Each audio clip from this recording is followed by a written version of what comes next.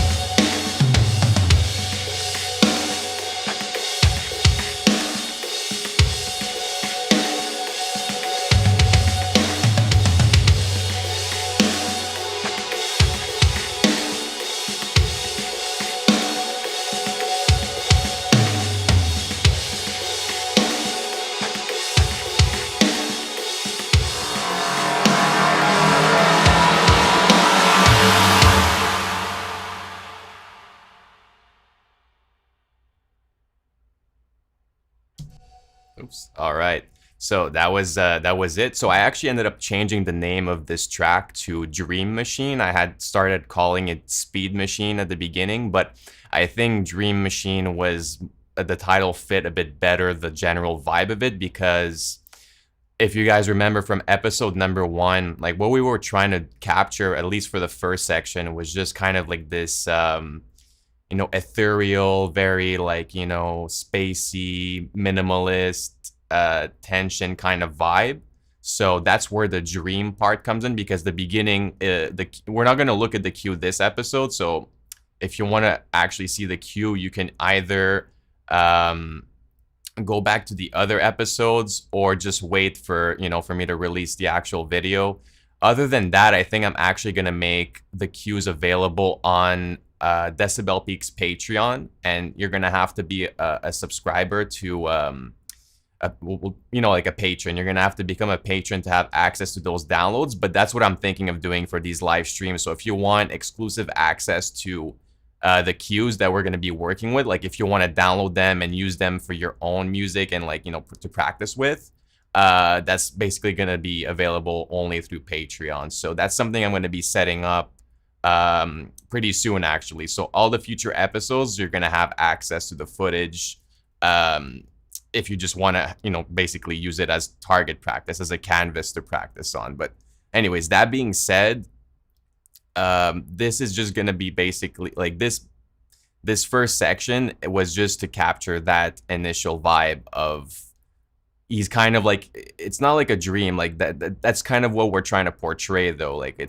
nothing's for sure, but in the video, like it looks kind of like it's in the past. It looks a bit nostalgic, like we have the main character, he's kind of like thinking, it's actually before the big race day. So that's the element we were trying to capture for the first section. And then the second section was already predetermined that it was going to be kind of this heavier, more rock metal oriented kind of vibe, because it's race day. Okay, so we do the transition from like this kind of dream state to, okay, it's here, it's race day, he's going out onto the racing track, he's got his pit crew, he's about to get started. Like, so in reality, what we did with this track is we actually took a pretty big risk. And I mean, with any creative venture, I mean, like it's always going to be somewhat of a risk, but I mean, I tend to go like a little bit more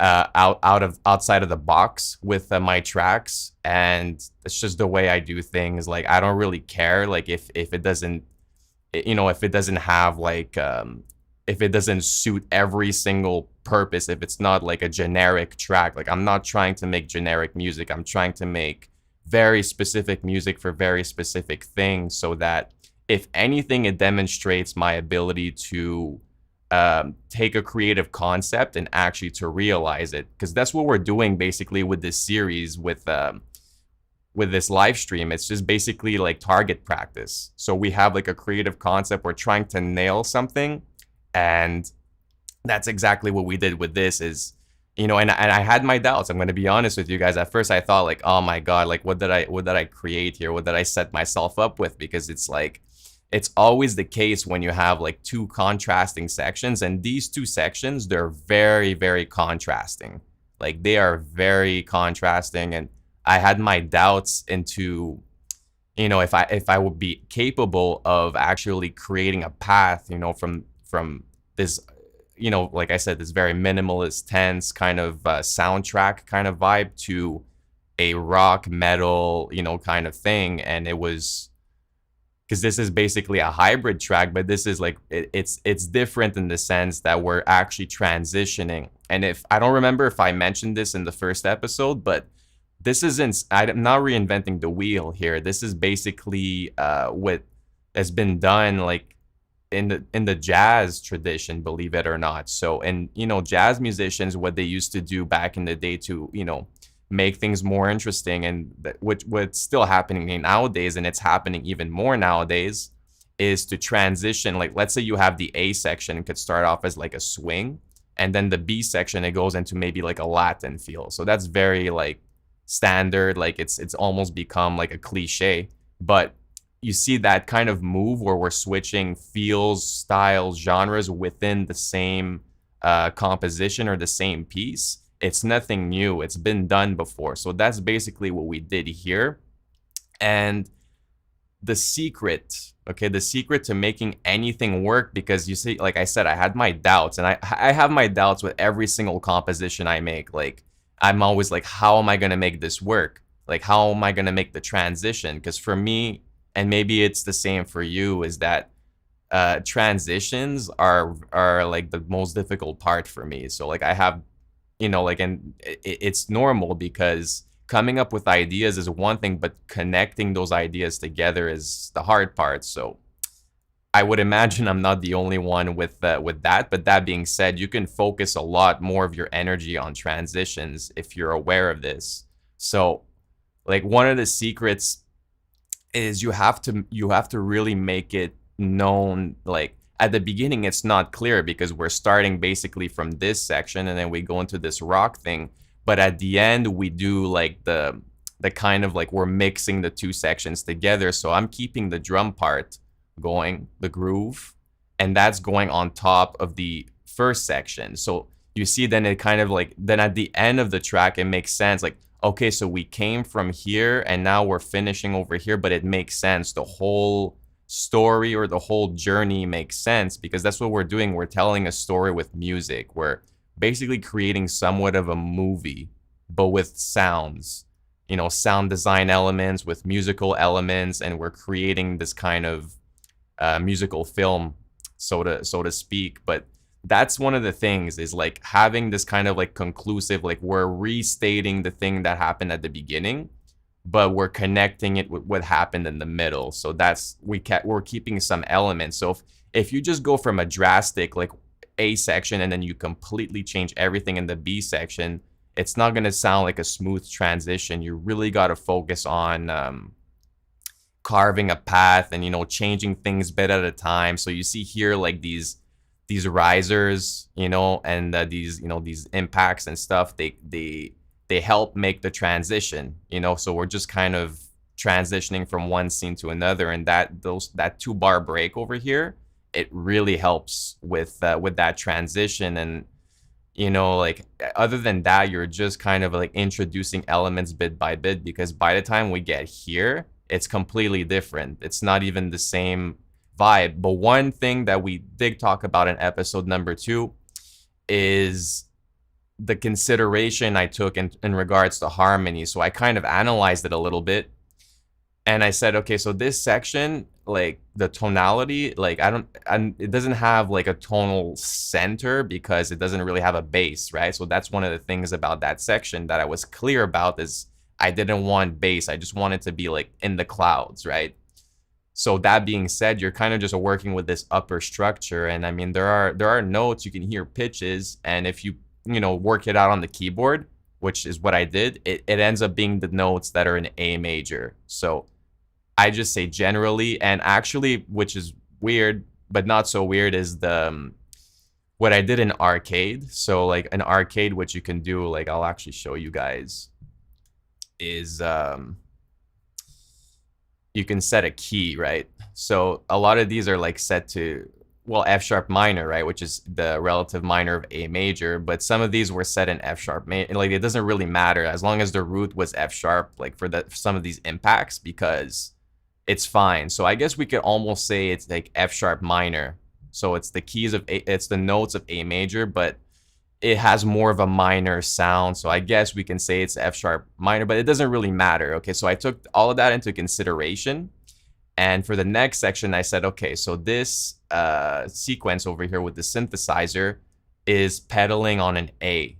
So, but like the thing with the B section is it's actually switching, it's getting darker, right? It sounds a little bit darker, heavier. And that's because I started borrowing the notes from the parallel minor. Okay, so there's a little music theory for you guys. So the parallel minor of A major is A minor. So now actually and even the guitar, it's taking the notes from A minor, but we're actually focusing on the E, right? So I had tuned to drop D for the guitar, but I'm actually like the the tonic, I guess, because this part does kind of have a tonic, and the bass is pedaling, like the engine sound that I went for with the bass, it's on E. So it's actually like the dominant of A minor. So, but we could look at it in so many different ways, and we can basically, what I determined is this, it's just a mode. Okay, we're just going into different modes and stuff, and this would actually be more like, the mode of A minor that starts on E. So that's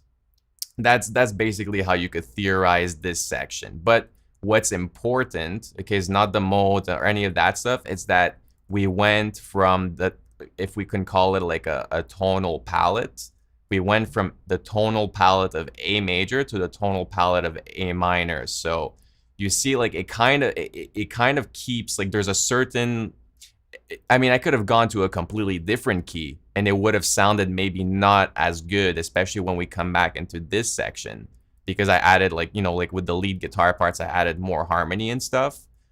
So it kind of defines the harmony a little bit better, but that's what I'm saying. So, like, theory helps you in this sense, because at least it helps you make a decision. And in this case, I think it was still a risk, but it was less of a risk because I knew that A major and A minor, there's a similarity there, so like it blends together a little bit better. So that's the point I basically wanted to make in regards to that. Because now we're just clearing like the arrangement, the structure. We're going at the surface, and we're going to dive a little deeper into specific parts just in a moment. But that's basically it. So this is basically the drop. This is where, the major buildup, which, traditionally could be, like there's so many different opinions on like what makes a good track. Some people say like it has to be like it has to build up gradually, and the end has to be the most climatic part.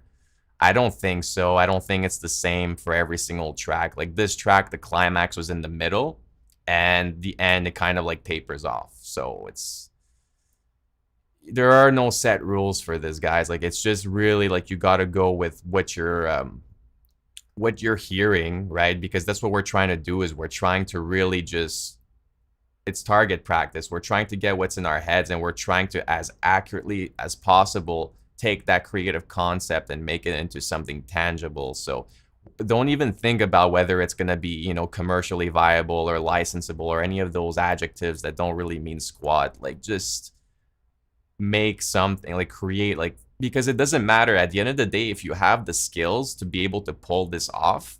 Like, it doesn't really matter, because at some point a client is going to tell you exactly what they want, what they need, and because you have developed these skills, it's going to be very easy for you to just do it, even if it's not in your style or your genre. Like, you're going to be able to pull it off just because you have the ability to execute a creative concept and not just copy or like imitate other people's things. So I think that's personally, I feel like that's more of a valuable skill to develop and to demonstrate. So that's what if you're wondering what the whole purpose of this series is, it's really, to do that, to encourage you guys to develop, to go outside the box. And, you might have a track that just doesn't work. Like, I thought this one was just not going to work, but, I kind of like it now. I kind of like the way it turned out.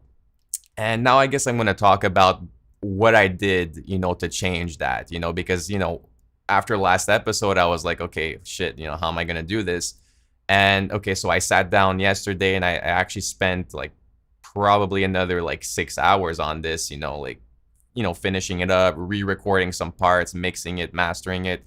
Took about another additional 6 hours. So total hours spent on this track, about 10 hours. So, and it's understandable considering that it's not just a 4-track, pop rock tune. Like, it's got some sound design element. It was really enhanced using these sound design elements, and let's just dive into some of that right now. So, if you guys remember, we use Arcade. Okay, so that plugin Arcade, like it's basically all of these things over here.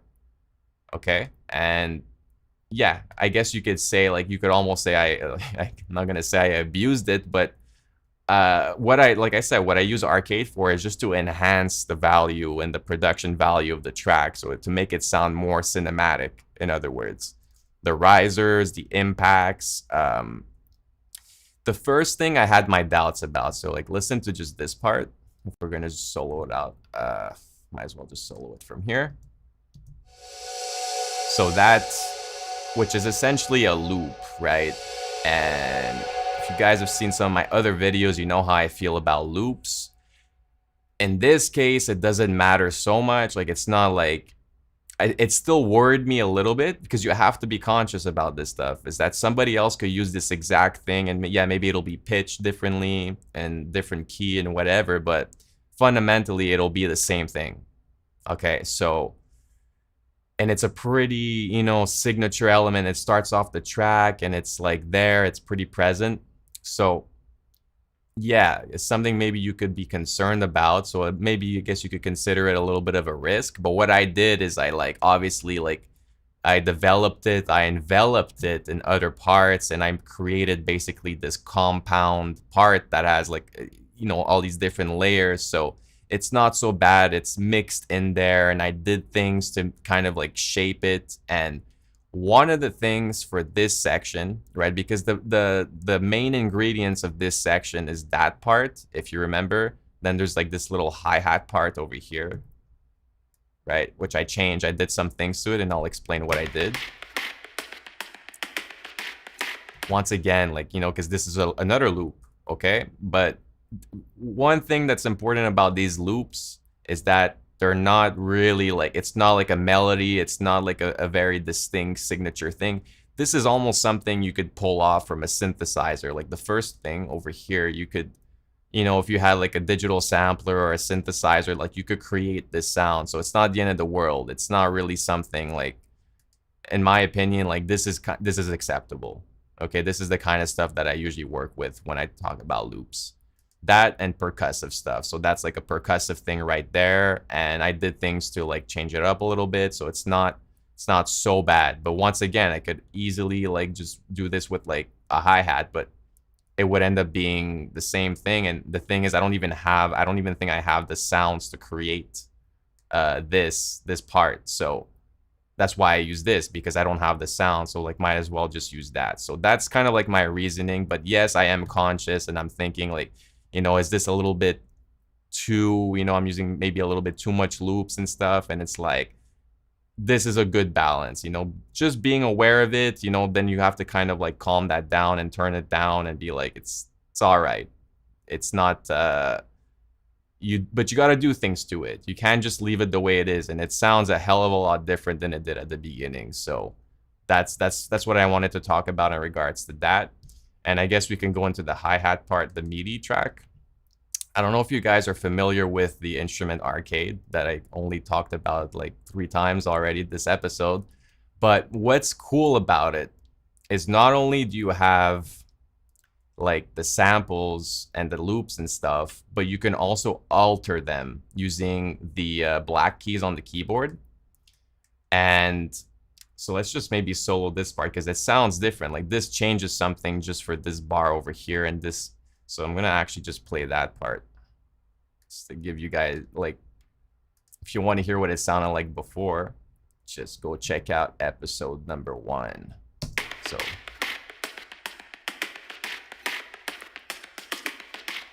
check it out. A little variation there. It's important.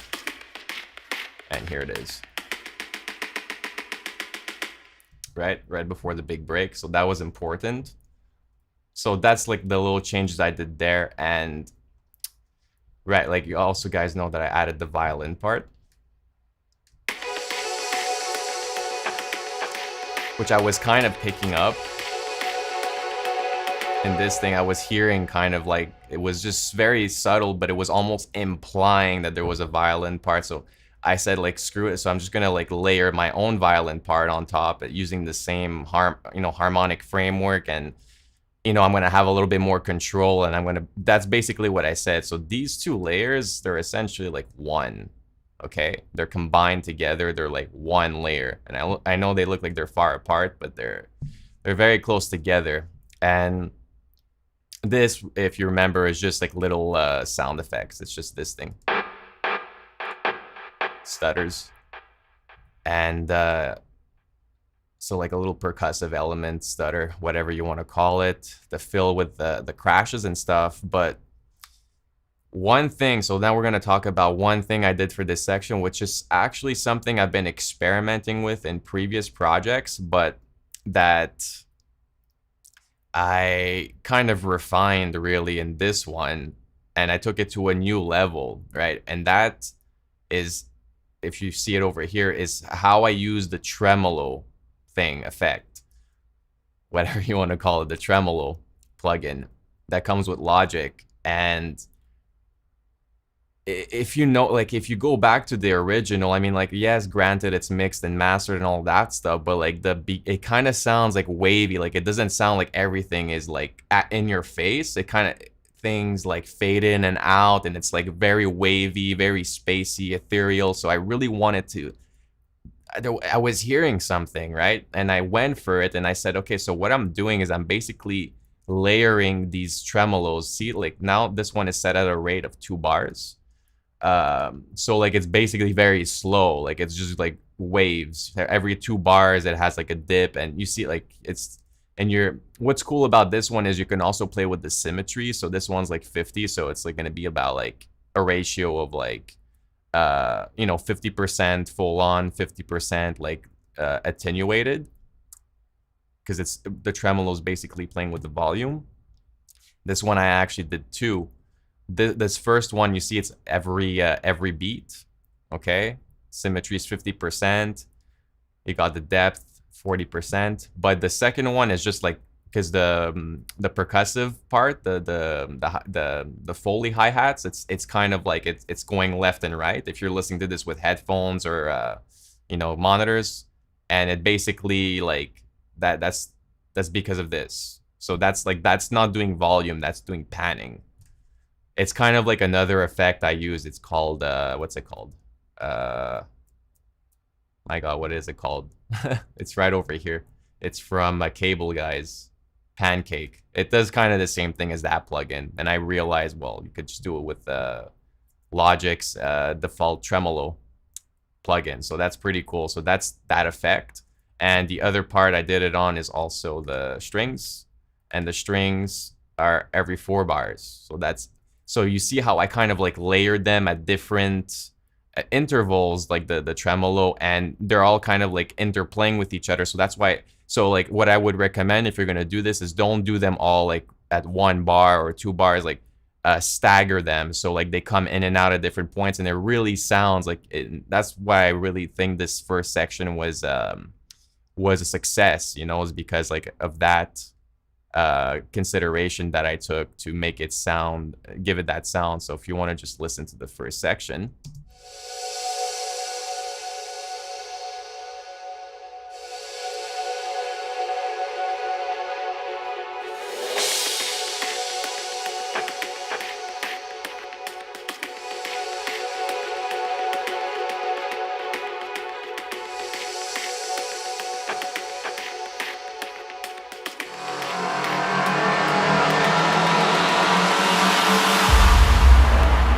So you see like the violin, you hear it very mostly with the violin. It's more subtle with these guys, but with the violin, it's like if it wasn't on, like I could turn it off and just solo the violin.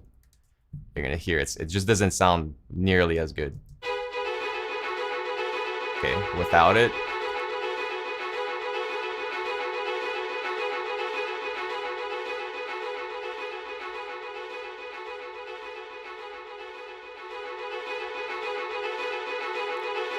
I mean, I guess technically speaking, you could have done that automation with like volume, which I already did to begin with because, at the beginning.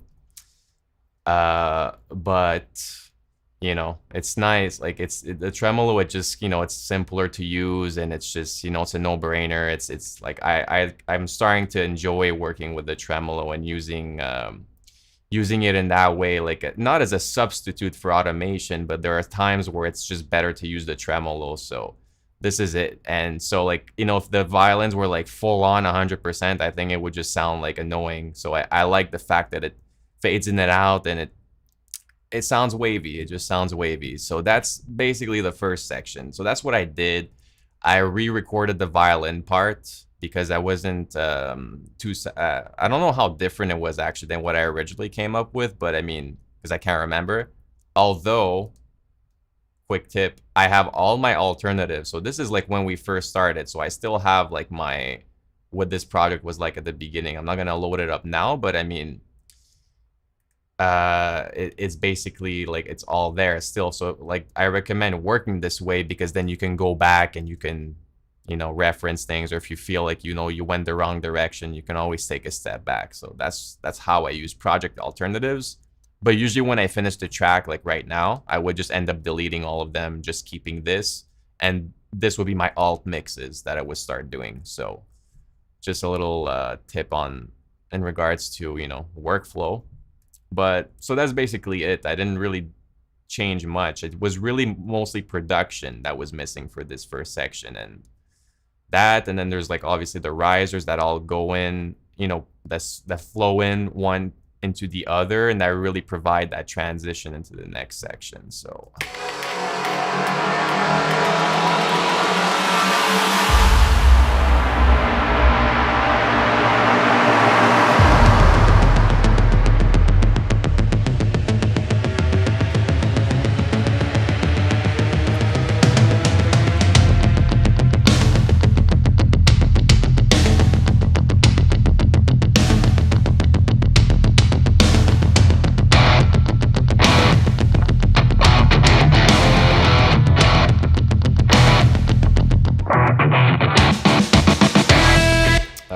So one thing I did definitely change is I changed the sequencer that I was working with. So I changed the patch.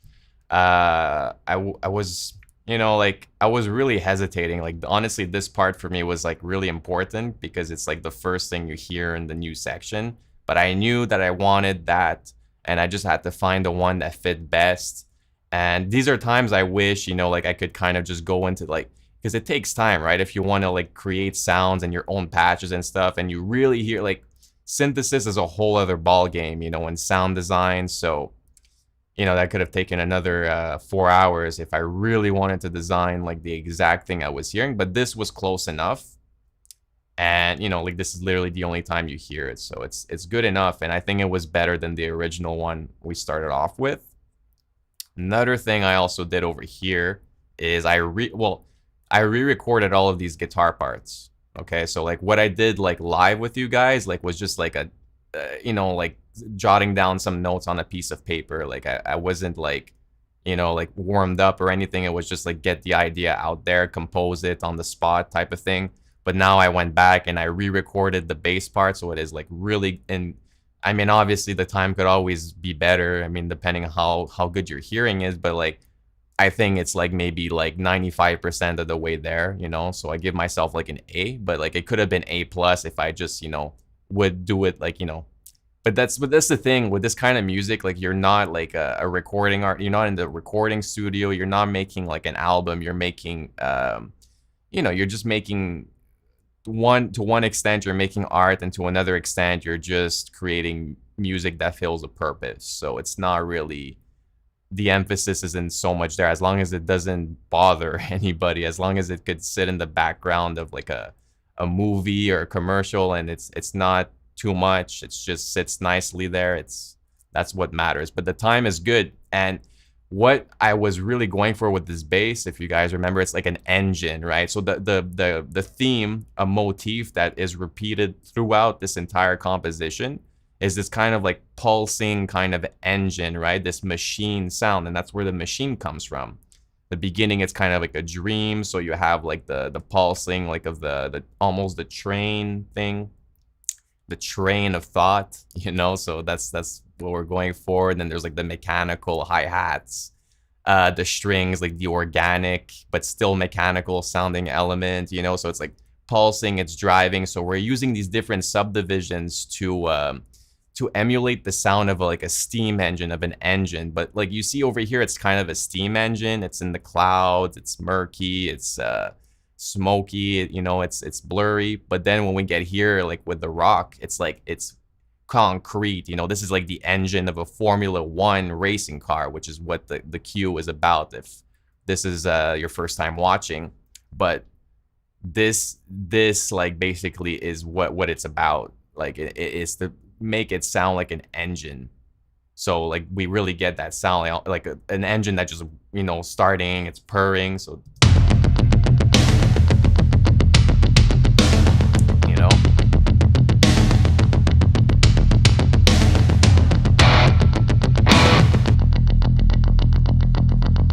right?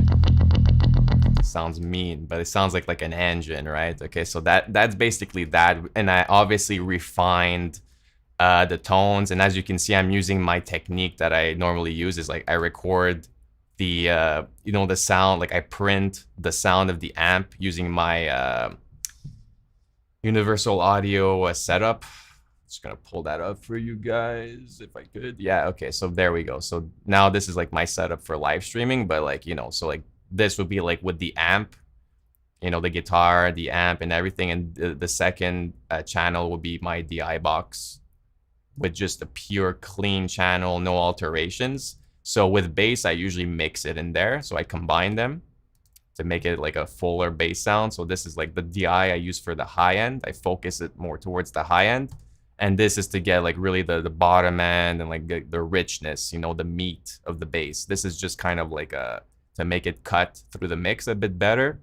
Guitars, I just mute the DI tracks because I just keep them as backups if ever I want to reamp or like change the sound or whatever. It's just like a carbon copy of my original signal. So it's just practical. And I couldn't do that live because, like I said, my other channel was being used for the mic. So that's why I had to go and re-record. But anyways, I was going to do it to begin with. But anyways, so like these tracks have been re-recorded using, you know, and I refined the guitar tone, and I kind of like the guitar tones I came up with. They're nice, they're heavy, you know, they sound good.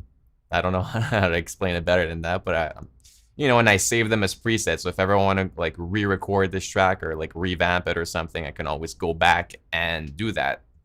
So anyways, before getting into like the meat of the section, of the B section, there's this thing over here, which hopefully you guys picked up on. It's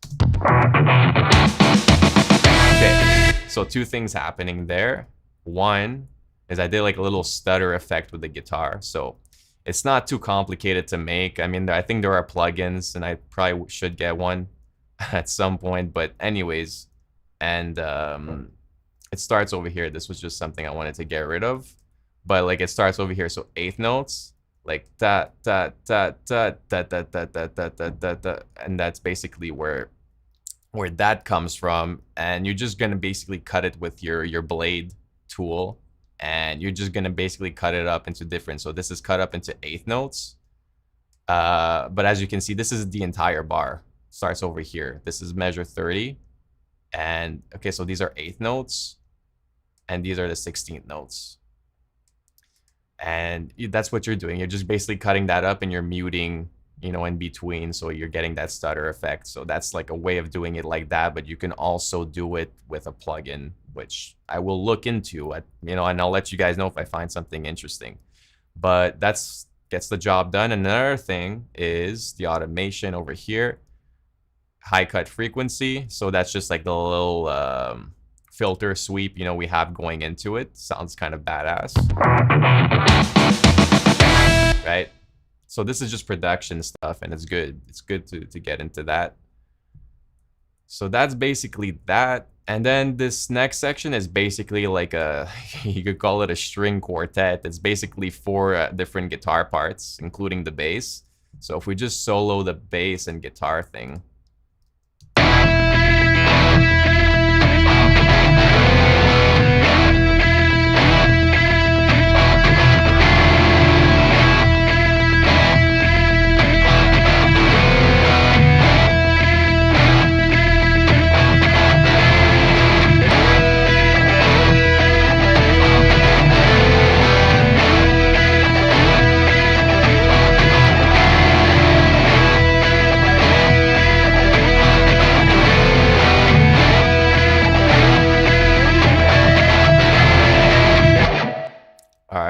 So that's basically like it was the same thing. Like the only thing I added new was this extra lead part, which I thought was necessary to make the transition, you know, because first of all, this is repeating and you want to have something going on for this other half.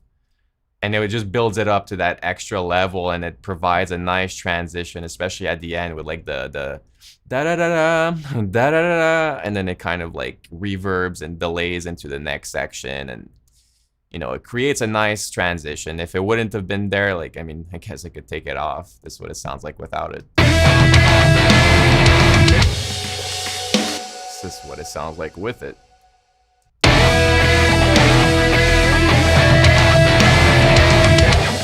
Yeah. Right? I don't know why. If I could try to explain that in theory, musical theory, it's basically, I guess, the fact that the harmony was a little bit more developed. Like we're using a little bit more of the notes of A minor, and I guess we're resolving this part like on the E, and that's like I said, it's the dominant of you know, over here. So I don't know. I don't know how to explain why it works, but it sounds like maybe because we added more notes, we developed the harmony a little bit more with these. Like it kind of melds a little bit better with the next section. So that's, you know, like sometimes you just gotta try things, you know. And some like I was literally hearing this in my head. Sometimes you kind of like trying to make a decision based on like, you know, theory, but a lot more, and it's becoming more and more frequent. I'm actually relying on my ears a lot more, because like I don't even know if this was exactly what I was hearing, but I was hearing something like that. So sometimes you just have a general idea and you're kind of like trying to work your way and trying to like excavate, is a good word to put it, excavate that idea from your mind, from your ears. But this is basically what it is, very close to what I was hearing in my head. Like I'm actually very surprised in regards to how well this track turned out. Like I said, with all the doubts I was having, like, and it works. Like it actually kind of like how do we get from this to this and then back to this? I think it's justified personally. I mean, if you guys disagree and you think it doesn't work, let me know in the comments. But from experience, I think it was a good experiment. It was a successful experiment, because what we're doing is like, the risk that you're taking is you're trying to see what section A is section A going to work with section B, right? That's the risk you're taking. But the answer to that question is always yes, there's a way. But the thing is it gonna, it's not really that it depends who's working on it, right? Because you could have given this problem to somebody else and they probably wouldn't have been able to solve it. But, you know, because you started, it's your composition, and like you kind of like are committed to finding a way to make this work, and you find a way that it works. And so there's not like, basically, like I just want to relieve you guys and by telling you that everything works in music. You just got to find a way to make it work. Like you can make anything sound good with one another, even two chords that you think would not sound good together. Like they will sound good together if you just find a way to voice lead it properly and stuff. And, you know, transitions, like cymbal stuff, like drum fills, like look, what if I take off this drum fill? It's not gonna sound the same at all.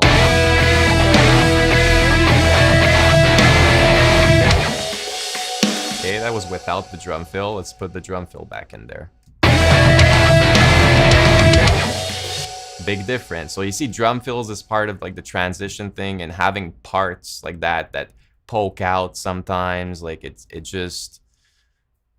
basically, it gets in, you know, it's like storytelling. You gotta find a way to really, and it's more than storytelling. Like you're really trying to create a movie, and you know, sometimes like a cut works, but sometimes like you really need like a nice transition effect. So that's what we're working on with these fills and these additional parts that we're adding. So now this last section, like I said, it's just the A section. We call it A prime because it's a variation of the initial A section. You don't ever want, well, look, I'm not going to tell you how to make music, guys, but generally speaking, like from a musical perspective and from a commercial perspective, there's no point of repeating exactly the same thing over and over again. it just sounds annoying. It's like a loop. It's like going like, why would you put this exact same thing over here at the end? Like, it's not stimulating as a composer, and for commercial purposes, it's like that, it's like it's useless. But what I like about this format of making music, call it for, production music, whatever you want to call it, this is how it would be making music anyways, because one, it's instrumental music, and two, it's kind of like prog music, but it's like very short prog music. So this track, and you can calculate it using this if you have your secondary ruler enabled. You check over here and you have, see, it's 2 minutes and 16 seconds, and it's like, but like so much was covered in those 2 minutes and 16 seconds, so it's like a short film. And I really like that. I really enjoy it. Like, I don't really care if this ends up getting a placement or not. Like, this is my art, this is what I would be doing regardless. I'm doing it because this is how I think instrumental music should be made. And of course, one day, if you want to make an arrangement of this and you want it to be like 15 minutes long, you can pull that off. You can make that work. But this is just like a snippet, this is like a good length. People's attention spans nowadays are very short. So if you want people to listen to your music in general, don't make it 15 minutes long. Make it like 2 to 3 minutes long. So that goes for commercial purposes and for artistic purposes. Like, you just want to have,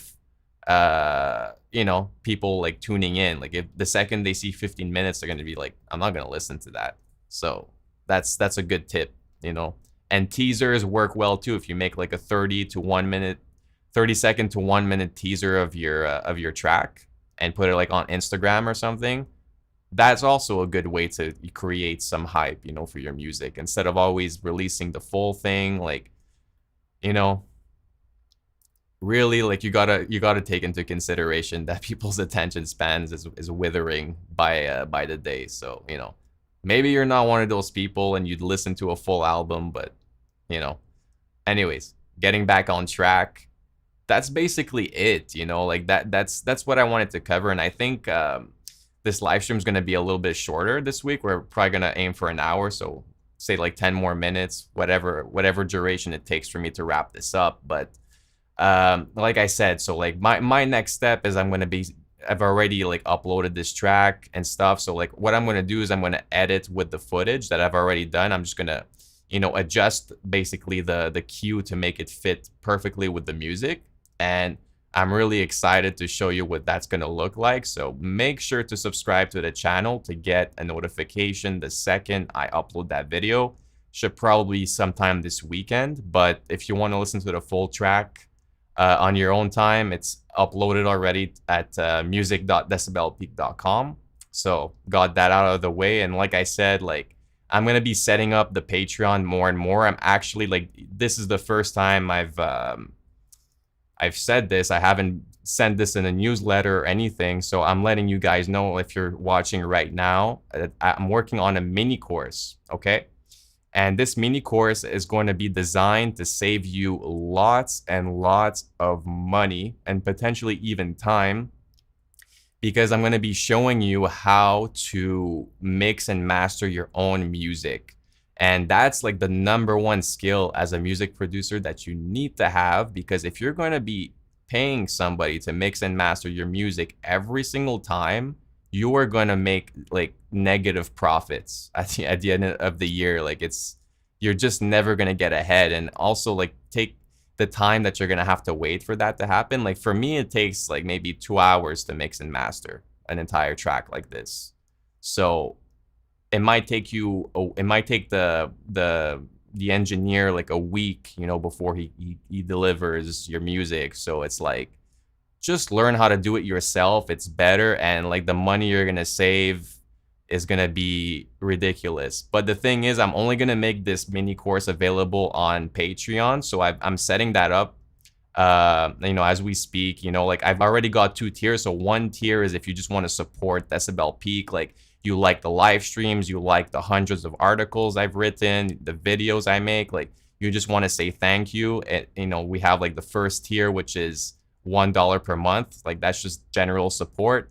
But the $10 per month tier, which is the next tier, is going to have this mini course. You're going to have access to this mini course. you're gonna have access. Like I said, at some point I'm gonna put the queues up for download. So like the queues that we're using for these live streams, like yeah, you're gonna see them in the live stream. But if you want to download it and on your end, like at the same time as we're doing this, you want to score along, like you want to have it open in like another window, and you want to basically use it like as a canvas to practice with, you're going to have access to that and a ton of other features. So that's coming real soon. But like I said, you can check out the Patreon page right away. The link is in the description box. And like I said, I'll keep you guys posted the second we get this course uploaded. Like that's going to be a really good course for you guys to have. Like, and like I said, like once you're done with it, like you can unsubscribe from the Patreon if you don't want, if you don't like any of the other features. You just want it to like get the course, like you'll have access to it while you need it. And once you've learned what you need to learn, you can just unsubscribe. So it's really like, just think about it. Like you could learn this like it's a mini course, right? You could learn it in a day. You can consume this material in a day, and you're gonna have all of that under your belt, and it will cost you, like, if you could get it done in a month, you know, if you just want to have access to it for a month, it'll cost you $10. So I think that's a really good investment. And like I said, you know, I don't want to, you know, like jib you guys or anything. I just want to give you what you need to do what you got to do. And I think learning to mix and master your own music is, like, I'm telling you, is so essential. Like it boggles my mind how many, well, first of all, like how many musicians don't even know how to record their own music and can't even do stuff like this. Like this is required. Like if you can't do what we're doing in these live streams, I'm sorry, but there's not really going to be a chance of you succeeding like in this industry. Like it's one thing to be a performing artist, but if you're going to be a composer and, you know, you want to be like working in the music industry like a professional, like you got to be able to deliver at the very least like a really good demo. Like consider this a really good demo, because you need to be able to deliver that so that you can take it to the next step. And you need to have something to show. You need to be able to demonstrate that you can not only compose music, but produce it and make it deliverable and, you know, broadcast ready, you know, for like television, for the big screen, all of that stuff. So that's what I want to give to you guys. And that's what I think you know, I definitely have the capacity to deliver that kind of knowledge, because like I said, this is what I've been doing for the last couple of years. And like I said, for me, it's like, I already have like these are like, this is basically my mastering. I have like basically 2 mastering chains. And for me, it's like almost instantaneous, a little bit of tweaks here and there with the mastering. Like the mastering is not the hard part. It's the mixing, right? And the mixing is not as difficult as it sounds. Like you don't really need to do that much. So like, just to give you guys a little glimpse, and we're gonna go really in depth, you know. So like the chorus is basically gonna be, it's not gonna be a track like this, because this is still a bit more complex than what I'd like to start off with. It's gonna be just a basic rock pop track with like, it's gonna have drums, percussion, bass, guitars, keys, and that's it. So you're gonna have like basically those instrument groups, and we're gonna basically be working with those instrument groups and how to mix each and every single one and how to master it at the end. And it's going to be very quick. It's going to just be very to the point. And I'm going to show you guys how it takes time, but it's simple. It's like, once you understand what you have to do, I mean, you can see already, look, I just have a channel EQ and a compressor. That's all I'm using on most of my tracks, plus the effects like the tremolos and stuff, maybe a little echo here and there. But that's all that's going on. The rest of the stuff is all happening in the submixes. So that's where I'm getting a little bit more like, you know, detailed with like, you know, sounds that I'm going for. And then, like I said, then there's the mastering chain. And that's basically it. So like, I'm telling you guys, it's a lot simpler. If you're confused right now, you're looking at me going and being like, how the hell am I going to do this? I'm going to show you at the very least how to do the mixing and the mastering correctly, and how to do it quickly, how to do it efficiently.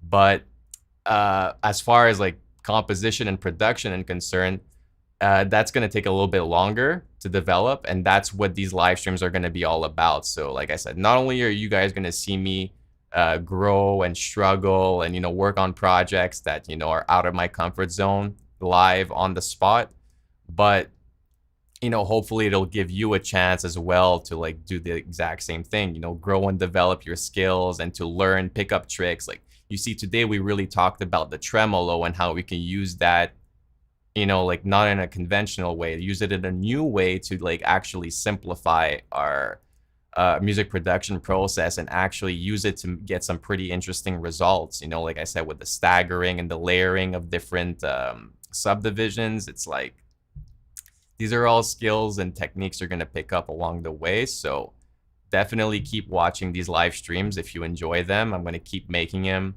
Even if some weeks I can't or I don't have time, I'm always going to make the time, to put one out every once in a while. And so that's basically it for this project. I mean, like, you guys can always ask me like questions in the live chat. I'm going to be interacting with you, like, if I want to take a break or something.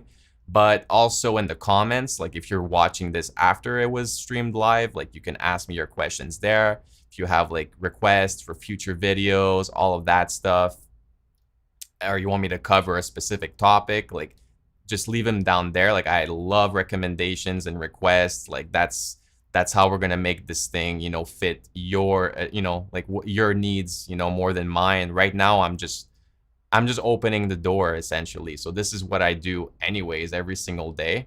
That's not all I do. I do hell of a lot more. But I mean, as in regards to music production, like this is the hours I dedicate to doing this. So that's basically it. I think we're gonna wrap up this track. You guys are gonna see what it sounds like shortly. Make sure to like this video, subscribe, and next week or the week after, whenever we do the next episode of this live stream, we're actually going to be starting a new project, and I already know what it's going to be. I got the footage for it. I'm in the process of editing the cue. So we're going to have our like cue to work with, and now we're going to like on the spot, we're going to make music. And I don't want to reveal too much because I want to keep it a surprise. Every week is going to be a surprise. So, just to, make sure that you guys, stay tuned for that. But it's gonna involve a lot more acoustic instruments. So one of the not the theme, but the rule or the challenge of next week's live, or whatever, the week after's live stream, is gonna be to just work with whatever I have in this room. So like no samples, no sample libraries, no virtual instruments. I'm gonna try and make the entire track using only acoustic and or electric instruments. So I could use a guitar with an amp and whatever, but I mean, I'm not going to be using any sample libraries or loops or any of that stuff. It's going to be just me using real instruments. So that's going to be the challenge for me. And hopefully we can get more into like recording techniques and microphones. We're gonna kind of like open up that door up a little bit more. So just give you guys an idea of another perspective of the music production process, which is the sound recording, and actually working with real instruments, which is a thing that I value so much. And I fear that is going to be lost, throughout the years. Like lots of musicians, or so-called musicians, just kind of like getting a computer and not even having a MIDI keyboard, and you know what I mean, like just using loops and samples, and like not creating anything, not getting, any musicianship into the project. And I think that's a real shame.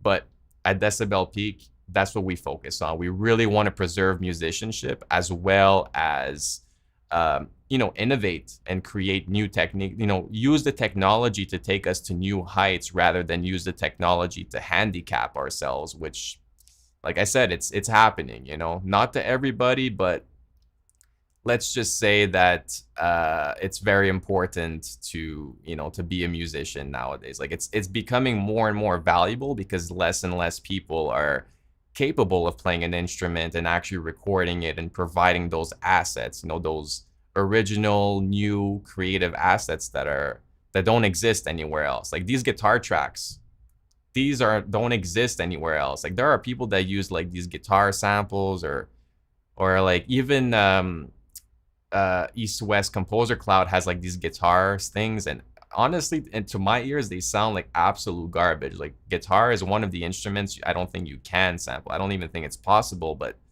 hey, there's people that use them in their tracks, and then like No way. Like I think you should definitely pick up a guitar. Like that's what I'm gonna encourage you guys to do. Pick up guitar, pick up bass. You don't have to learn how to play drums, because that's fairly easy. You could, but learn to play it on the keyboard. So learn to play it with your keys. Learn to play the keyboard. That's another thing. And like honestly, if you just learn how to play keyboard and learn how to play guitars, you'll be there. I think that's a really good place to start. So if you're just watching this and you don't play any instruments, like pick up an instrument. At the very least, get yourself a MIDI keyboard and start actually performing your parts. And that's really what I'm gonna drill you guys on. So, but other than that, I'm not gonna tell you how to make music. If anything, I want you guys to realize the importance of creating music that goes a little bit outside of the box. And like I said, there's nothing generic at Decibel Peak. We only make music that sounds, original and that breaks the boundaries and that that innovates. Like even though that this is technically like something that you might have heard before, like there are elements of it. Like this is technically like you could consider this orchestral rock to a certain extent, but like it doesn't fit, right? And not neatly inside a box. It's like not very niche. It's very specific. It's very like boutique sounding. Like it doesn't sound like it's not a sound alike, in other words. So that's what we do. Like if that's not what you want to do, if you just want to make generic music that sounds like everything else that's like on Pond 5 or on Audio Jungle, like this is probably not the right channel for you. But if you're really like an artist and you really want to find a way to make your way in the world as a musician, as an artist, doing the kind of music that you love and finding, like, this is the most important part, finding your place where your music fits in, like where your art fits in, then this is the channel for you. Because you have to like not only do what it is, and absolutely essential to do what it is that you want to do, and not to quote unquote sell out, to actually make the kind of music that you want to make, but to discover that the music that you are making and that you want to make is actually commercially viable somewhere. And you have to find that place, you have to find that market, you have to find those clients. And that's the whole other part of the equation, right? So that's what the rest of Decibel Peak is dedicated to. So not thousands, but hundreds of articles on those topics, and videos that are already out there, and more coming soon. So make sure to subscribe to the channel, support us on Patreon, like the video, and stay tuned for for the next live stream. So I hope that you guys enjoyed this. I'm really happy that this track came out better than I expected, and I can't wait to show you guys the final product. So thanks for tuning in, and we'll see you in the next one.